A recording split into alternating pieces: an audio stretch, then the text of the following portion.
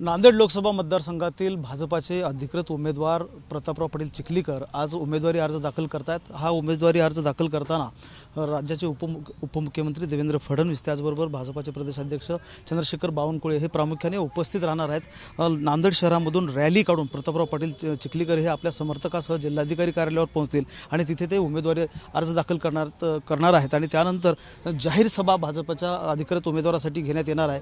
या सभेला देवेंद्र फडणवीस आणि चंद्रशेखर बावनकुळे हे प्रामुख्याने नेते उपस्थित राहणार आहेत। सभेची तयारी आपण लक्षात घेतली तर अशा पद्धतीने पूर्णपणे सभेची तयारी करण्यात येत आहे।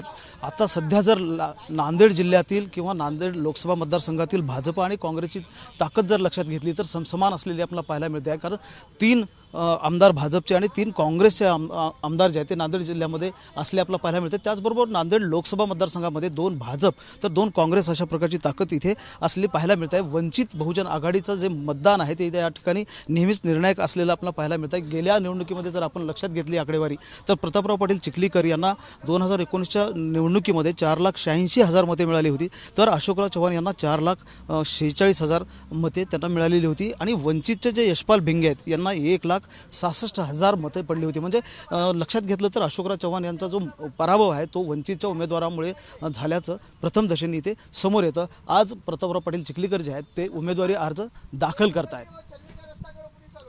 महेंद्र जोंधळे, TV9 मराठी, नांदेड।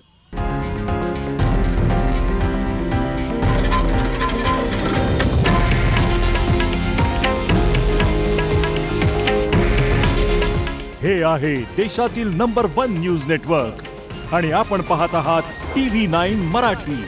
काळजी तुमची, हित महाराष्ट्राचं।